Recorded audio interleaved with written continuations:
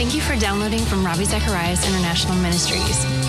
Support for this podcast comes from your generous gifts and donations. You can find out more about Ravi Zacharias and the team at www.rzim.org.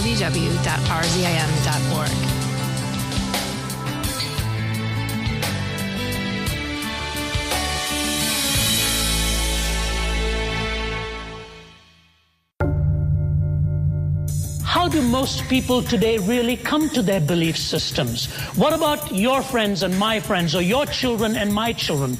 I believe today they come to their belief systems by an invasion of the imagination through the arts, which is a second level in philosophy. Hello, and welcome to a new week here on Just Thinking. On April 8th, 1966, Time magazine bore a cover with the question, "Is God dead?" in bold red text on a black background. 50 years later, many are asking that same question, and culture continues to debate the existence of God. In fact, the attacks from those wanting to bury the idea of God have become more prominent and more volatile in the recent years. This week, Ravi Zacharias looks at why everything crumbles when God is out of the picture. Here's Ravi with his message titled, "Is Atheism Dead? Is God Alive?" I recall many years ago, as a teenager, trying to do some reading in my living room in New Delhi, India, and completely surprised to listen to the words of a song that was being narrated with a kind of an Eastern chant in the background, and it was being very clearly spoken out. The words were under the refrain of the chorus, "Who will answer?" And Ed Ames was the narrator, and this is the way the words went. He said, "From the canyons of the mind, we wander on and stumble blind, wade through the often tangled maze of starless nights and sunless days, hoping for some kind of clue, a road to lead us to the truth. But who will answer? Side by side, two people stand together, vowing hand in hand that love's embedded in their hearts, but soon an empty feeling starts to overwhelm their hollow lives. And if they ask the hows and whys, who will answer? Far upon a distant hill, a young man's lying very still. His arms will never hold his child because a bullet running wild has struck him down, and now he cries, 'My God, oh why, oh why?' And who will answer? As high upon a lonely ledge, a figure teeters near the edge, while jeering crowds collect below to egg him on with go man go, and none will ask what led him to his private day of doom, and who will answer? As 'neath the spreading mushroom tree, the world revolves with apathy, while overhead a row of specks roars on, drowned out by discotheques. And if the secret button's pressed because one man has been outguessed, who will answer?" And then this verse, "Is our hope in walnut shells worn round the neck with temple bells, or deep within some cloistered walls where hooded figures spray in shawls, or high upon some dusty shelves, or in the stars, or in ourselves? Who will answer?" And the chorus goes, "If the soul is darkened by a fear it cannot name, if the mind is baffled when the rules don't fit the game, who will answer? Who will answer? Who will answer?" It may not be the most prestigious, the most appropriate place in which to make such a statement as this, but here in the Harvard Law School building, it was Andrew Fletcher who once said, "Let me write the songs of a nation. I don't care who writes its laws." Now, isn't it interesting to you, and as it is interesting to me, that with all of the innovations we have, all of the knowledge into which we are immersed, all the facilities to which we have access in our time at the tail end of the 20th century, the songs in effect have not changed. The questions still remain the same, and Camus said it a few decades ago. The fundamental question about life is meaning. Anything else is secondary, and until that question of meaning is dealt with, he says, I really care not for what the answers are to the other queries. Muhammad Ali was reputed to be flying in a plane once. His name is synonymous with many things. Humility is not one of them.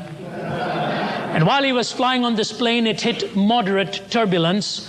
For those of you who fly, you're aware of the fact that when the pilot tells you it's moderate, that is a euphemism for, if you have any religious feelings, now's the time to start expressing them, because mild is all I can endure. And the flight attendant came over, had announced that all of the passengers needed to fasten their seatbelts. Everyone complied except Ali. She walked over to him while the plane was bouncing around and said, "Excuse me, sir, would you please fasten your seatbelt?" To which he promptly replied, Superman don't need no seatbelt. She didn't miss a beat and said to him, Superman don't need no airplane either.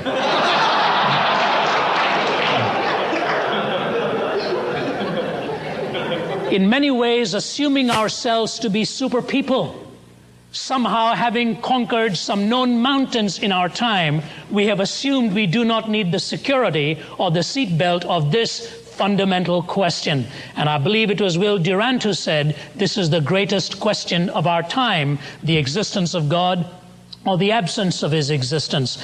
As one who has lectured and taught in philosophy in various parts of the globe, I believe all philosophy ultimately either is born out of or is built upon these two foundational questions. Number one, does God exist? And number two, if he does, what is his nature? What is his character? Now, obviously, dear friends, there are many, many levels at which this can be answered, and you are here with your own presuppositions and your own views.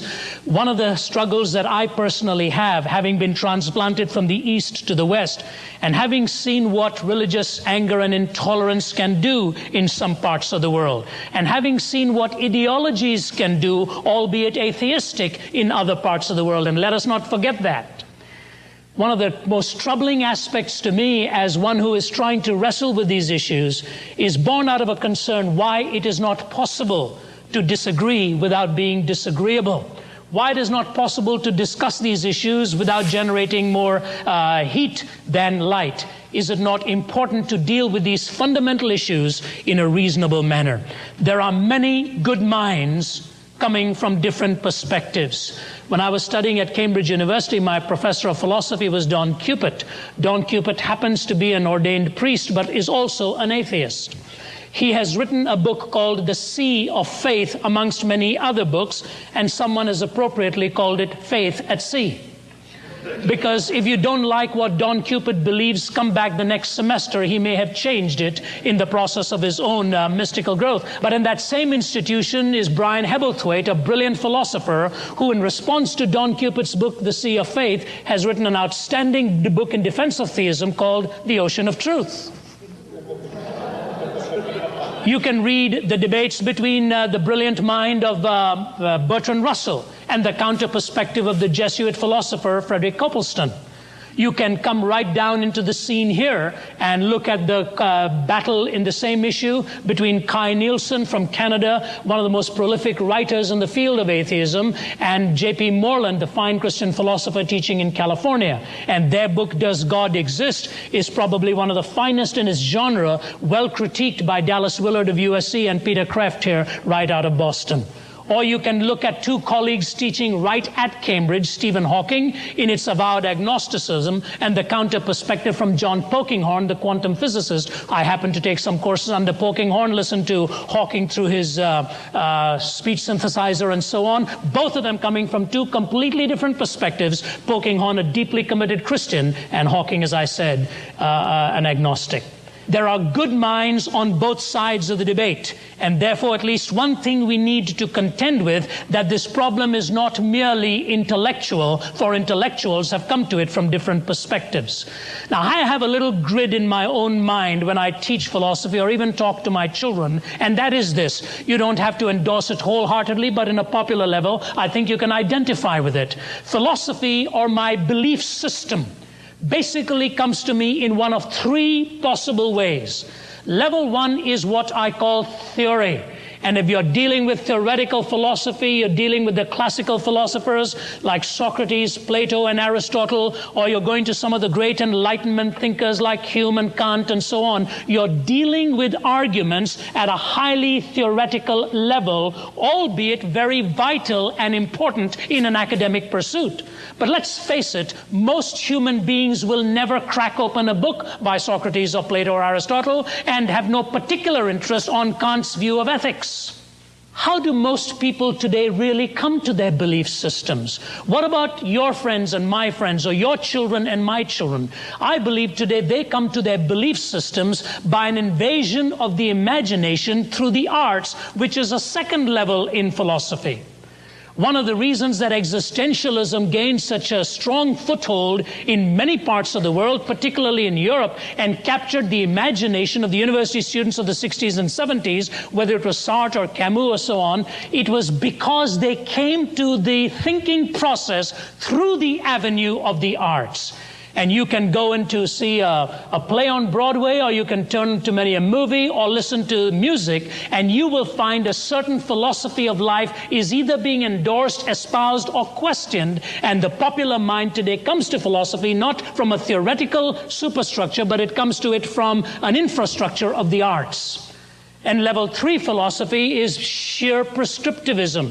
You sit around the kitchen table and your teenager comes home from school and says, you know, Dad, today we were discussing such and such an ethical view in class. Some people said it was right and some people said it was wrong. What do you think? And if the person happens to be a professing Christian or someone, he says, well, son, you know, we believe what the Bible says, and in such and such a book, in such and such a chapter, this is what it says about such and such a behavior. And the son is looking utterly perplexed at his dad. He is dying to say it, but may not say it. What he's dying to say is, you know, Dad, the Bible works very well around our kitchen table because the structure here is plausible for such pontification or prescription. But what you think is your strongest argument, Dad, if I were to go into the school tomorrow and quote what you've just quoted to me, I'd be laughed out of the classroom as having presented the least effective argument of them all. It's sheer prescriptivism. And if you want to know what prescriptivism is, listen to the talk show hosts who will pontificate on ice cream parlors and sexuality and the origin of the universe with equal sense of distancing of their emotions from any one of those issues. This is what I believe, so must you also.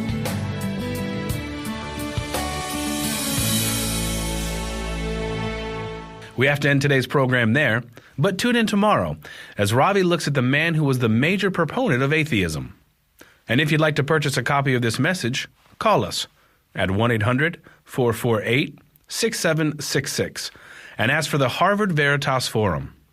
You can also order any of our resources online at rzim.org or rzim.ca for those listening in Canada. While you're on our website, be sure to see the upcoming events being held at the Zacharias Institute. Drew McNeil, director of the RZIM Academy. We want people to take the information they learn in our courses and become better prepared to answer questions themselves. We believe that the role that the individual plays when they go home, the follow-up questions, the questions that are more personal, the questions that aren't necessarily rational but just need to be aired out in front of a listening ear, someone who's got the skills to lovingly respond and to give an answer and to help walk people through their questions and their objections. I believe that level of interaction is critical to what we want to see happen, and that's for more people to recognize that the Christian worldview is the most accurate description of reality. It points us directly to the God who created us, and it shows us how we can be reconciled to Him through Jesus Christ. For more information and to register for the next course, go to rzimacademy.org. Just Thinking is a listener-supported radio ministry and is furnished by Ravi Zacharias International Ministries, Atlanta, Georgia. And if you'd like to learn more about the ministry of RZIM, be sure to call us or visit our website,